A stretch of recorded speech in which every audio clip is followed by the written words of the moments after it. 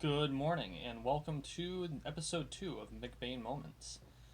Today, I want to talk about an old adage that I think is really important for those of us who suffer from imposter syndrome to think about. And I'm kind of doing this as a segue from the last episode, but it was something that was on my mind this morning as I was looking at my notebook where I write down all of my various thoughts for these episodes and for the episodes of my vlog.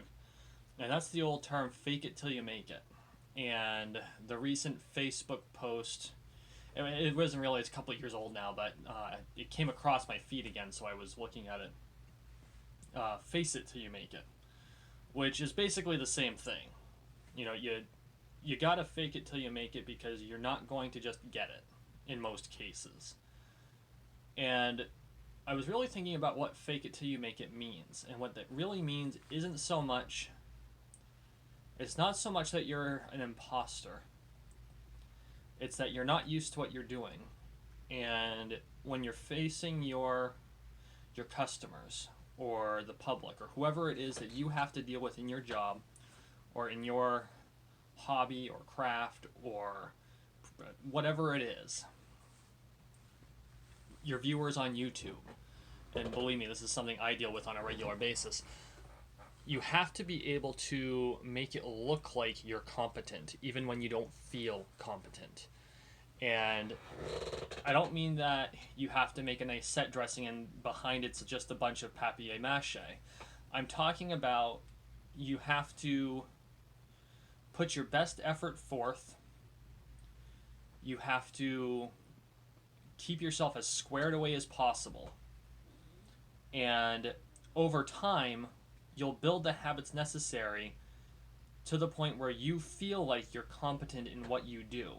And in all likelihood, you would have been competent in it more than a year prior to you feeling comfortable that you're competent in it. And if you feel like you're missing something, if you feel like there's a gap in your knowledge or in your ability, then do something to fix that. Do some research. Find a YouTube video on it. Read a book. Write it down. Because the only way you're going to get better at something is to learn and to practice. And honestly, the learning part, there are a lot of skills that you need to do formalized training in, but there's a lot of skills you don't. And just as an example, to make a YouTube video, the skills you really need to be really good at YouTube is public speaking and a lack of stage fright. And stage fright is something that you can overcome.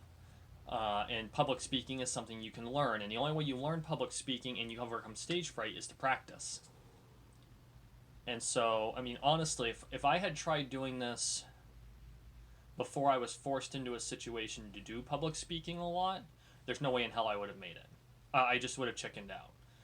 It was years of being forced to give presentations, and I'm not just talking in front of a class. We're talking in front of hundreds of people, giving not just doing public speaking classes, but giving classes. I was a guest lecturer at a college in North Dakota for a couple of semesters where I do two lectures in my field, and I'm as an associate of science, I was giving lectures in my field, which I talk about triggering imposter syndrome. But it just happened to be that one focused subject in my field, that's like my expertise. And so, as I was giving these two lectures, if I hadn't had the experience, all of that practice, building up the confidence to stand in front of people I didn't know, to give this presentation, then I would have been a wreck. And so it was all of those years of practice that made it so I could actually accomplish that. And for you, if this is something you struggle with, whether it's public speaking or public speaking is the easiest because it's something that most of us try.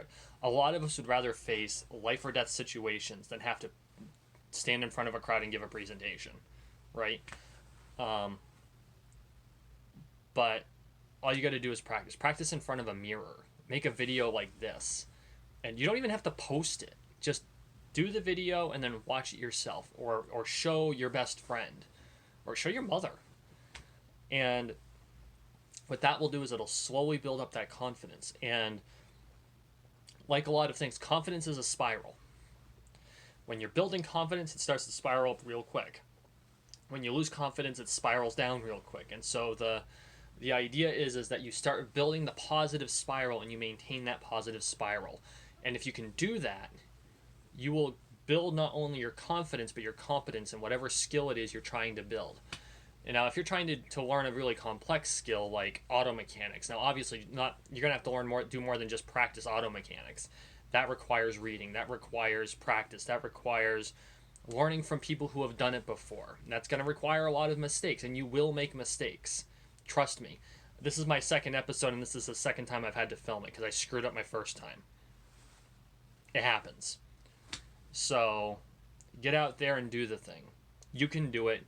You can learn it. You can live it. This has been a McBain moment.